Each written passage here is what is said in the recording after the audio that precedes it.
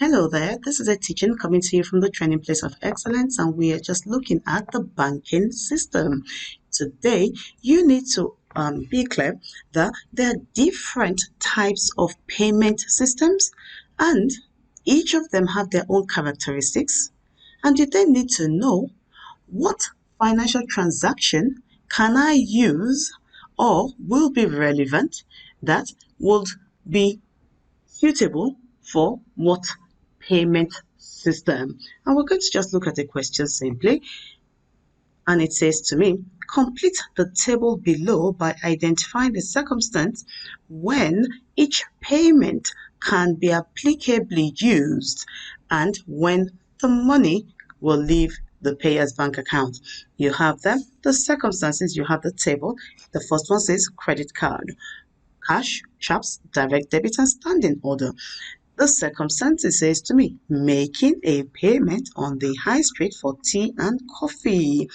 When you are buying tea and coffee on the high street, you will find that yes, you can use a card, but when it's tea and coffee, we will be expecting you more applicably to be using a cash payment method. Making a monthly payment for accounting fees of the same amount each month. When it is the same amount each month, you are in control of that and you can pay that by standing order. Standing order requires you to pay the same amount. Then you can set up a standing order from your own account. Making a payment to a credit supplier. If I'm paying a supplier, I can pay them with a card. In this case, you've been given the credit card option. You could also pay them with a debit card. Of course, you can also pay them maybe by cash, but it's not the most appropriate because you have to go back to wherever it is that you bought the item from. So I bought today, I'm paying you next week, next month, next. It's not likely that I will go back to your shop, to your premises, and pay you physical cash in hand. So you will find that the most applicable will be using a card or a BACS transfer to make a payment to a credit supplier or an online payment system. It then says making a large payment for the purchase of a building. When it is a large payment, it must be paid using a CHAPS payment system.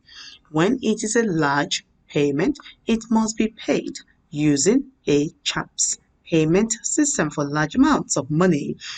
Making a monthly payment for gas bills of varying amounts each month. So you will find I pay my gas bill maybe as pay as you go option and take the money directly from my account each month. That will mean that if there are different amounts that I'm paying, the supplier will need to draw the money out automatically from my bank account, and that will be direct debit. We've looked at those 5 different payment methods. Please do bear in mind that you have a lot more, or a few more at least. Those all need to be understood and read. I hope this has been useful. If it has been, hit the subscribe button and please follow us on all our social media platforms, and we try to put in relevant accounting content on there for our students and for all people that have an interest in accounts. Okay then, keep studying, keep learning, and we'll see you later. Adios.